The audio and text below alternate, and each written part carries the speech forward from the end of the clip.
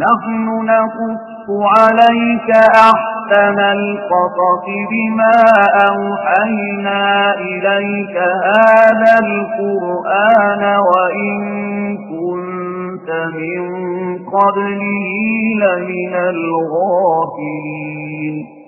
القصص النبوي قصوينك نبيذا.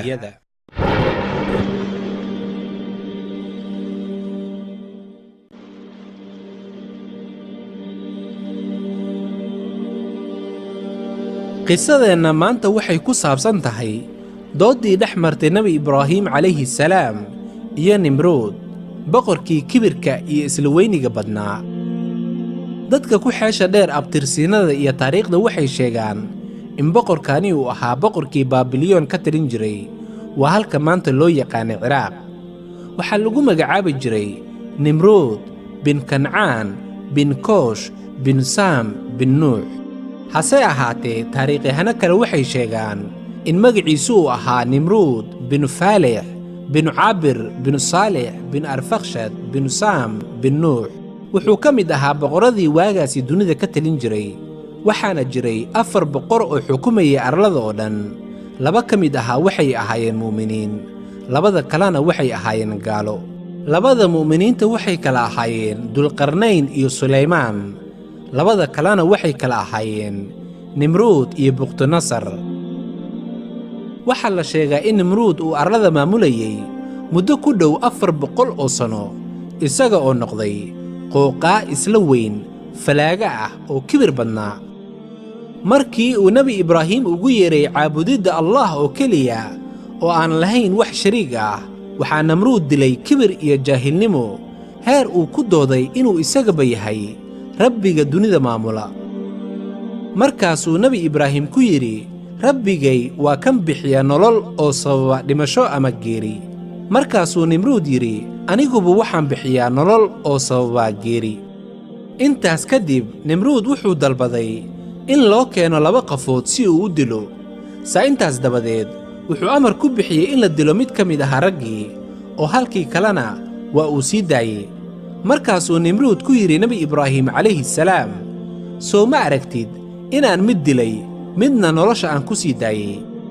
xaqiiqdii tanina waxay ahayd dood ka baxsan daliilkii laga sugayay nimruud, waxayna ahayd sheegasho caqli xumo ay ku dheehan tahay. nimruud wuxuu mar kale nebi ibraahim ku yidhi, daliil kale ma haysaa? markaasuu nebi ibraahim calayhi salaam keenay daliil kale oo caddaynaysaa jiritaanka alla weyne, si uu meesha ugu saaro sheegashada nimruud ee ilaahnimada ah.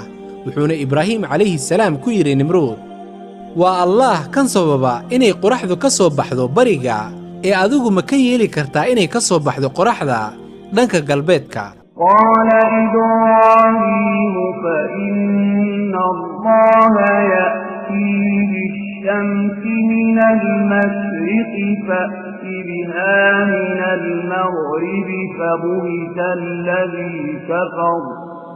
ibraahim calayhi salaam wuxuu nimruud tusinayey in qoraxda ay u leelan tahay inay ka soo baxdo maalin kasta xagga bariga, oo allah sidaasi amray, waana abuuraha wax kasta. haddaba wuxuu ibraahim ku yidhi, haddii aad nolol iyo geeri bixiso, waxaad ka yeeshaa qoraxda inay ka soo baxdo dhanka galbeedka, waayo kan nolosha iyo geerida bixiya wuxuu samayn karaa wax waliba. haddaba ka keen qoraxda dhanka galbeedka haddiiba aad ilaah tahay.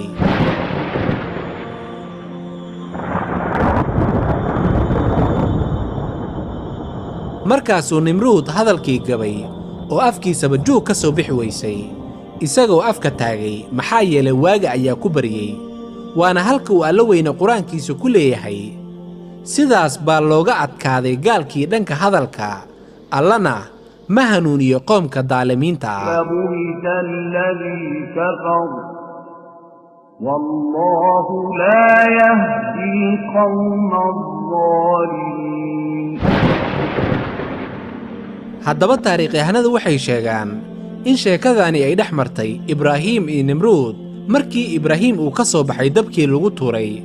marna markaas ka hor ma aysan wada kulmin ibraahim iyo nimruud. sida la soo wariyey, nimruud wuxuu gacanta ku hayey dhammaan badeecadaha ay dadku u baahnaayeen, oo dadka waxay u tegi jireen Nimruud si ay waxay u baahan yihiin ugu soo helaan. Maalin maalmaha ka mid ahayd ayuu Ibraahim dadkaasi iska raacay isaga oo doonayay inuu wax ka soo helo. waana maalintii ugu horeysay ay wada kulmaan Nabi Ibraahim calayhi salaam iyo Nimruud. Ibraahim calayhi salaam maalintaasi wax raashin ah lama soo siin oo waa loo diiday isaga, markaasuu ka soo laabtay.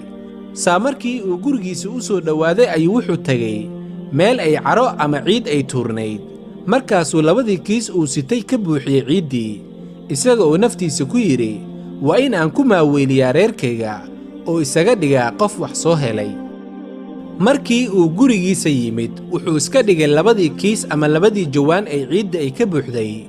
wuxuu dareemay daal fara badan, markaasuu iska seexday meel ka mid ahayd gurigiisa.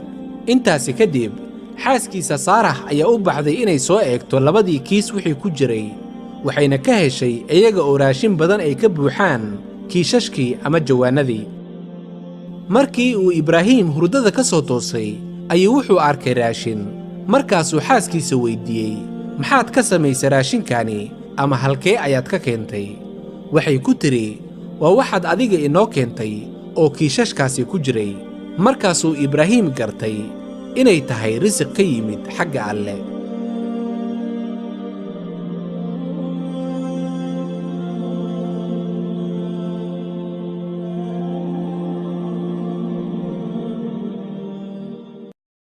نحن نقص عليك أحسن القصص بما أوحينا إليك هذا القرآن وإن كنت من قبله لمن الغافلين. القصص النبوي قصوينك نبيذا